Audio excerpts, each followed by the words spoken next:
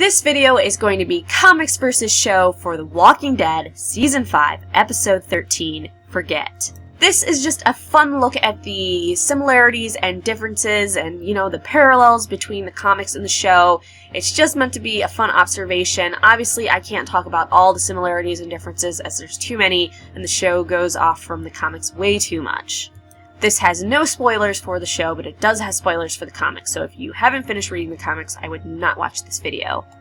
So just like in the comics and in the show, they do use the party as an excuse to try to get the guns, but it happens a little bit differently in the comics. In the show, we see that Carol ends up excusing herself and that she ends up going in through the window that she had previously unlocked the day before, and then gets the guns, threatens the little kid, and then leaves, and then has the guns to hand out later to Rick and all of them.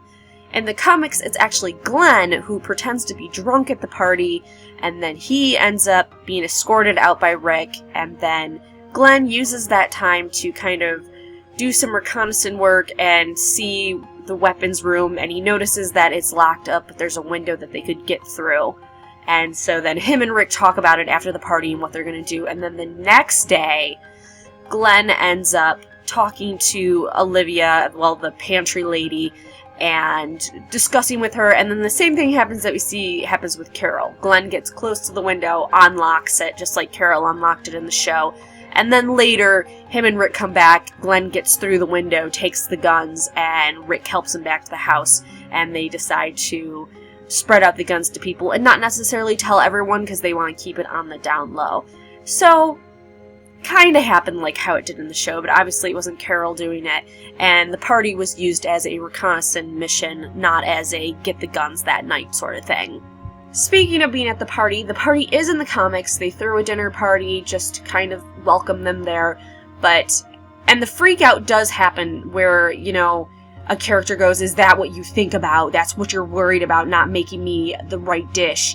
And instead of Sasha doing it, it's actually Michonne that ends up having the freak out at the dinner party when she's asked what her favorite dish is, and the woman's like, I don't want to make you the wrong thing, and Michonne just kind of loses it and has that freak out. Also at the party, we do see Pete the surgeon being nice to Rick, and them, because they had a little bit of an issue beforehand with their boys having problems with each other, and Pete kind of freaked out on Rick, and Rick, like a peacekeeper, kind of smoothed it all over, and then Pete shows up at the party and is just like, oh, hey, how are you doing, and, no big deal.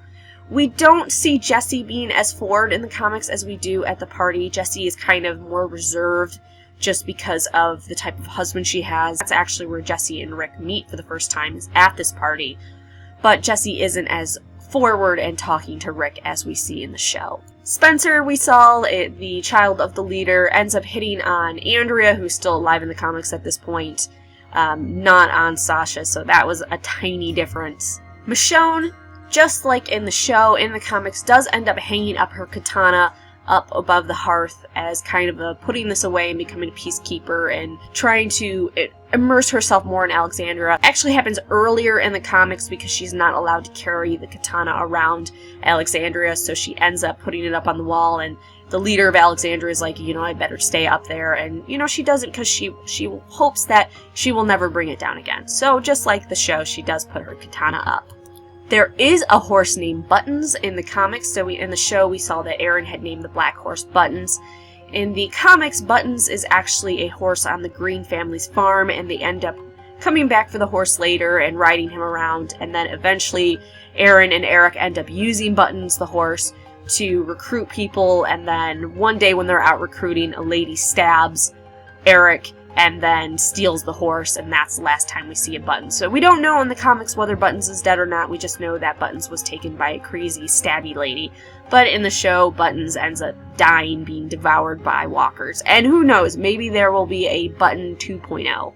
Speaking of Aaron and Eric, we actually do see in the comics where Aaron wants to pull Eric from recruiting and decides that it's way too dangerous, and he wants to protect Eric. It's more of a we're done recruiting sort of thing in the comics, but I like how there is a parallel with Aaron thinking of Eric's safety and being like, I don't want him out there anymore. And then finally, the clock tower thing did happen in the comics. Obviously, Sasha didn't end up manning the tower. It was another character that we no longer have in the show. but Alexandria the people didn't really see a problem with not manning the Watchtower, and Rick, had that response of, "Are you kidding me? You don't have someone in that Watchtower taking shifts," and then they end up putting one of their people up there to take shifts. So, that is Comics vs. Show. Like I said, I can't list all of the similarities or differences, but these are some of the major ones that kind of popped out to me. If you have some more similarities and differences from the comics, you can list them below. Otherwise, make sure you like and subscribe and come back next week when we do Comics vs. Show for The Walking Dead, episode 14.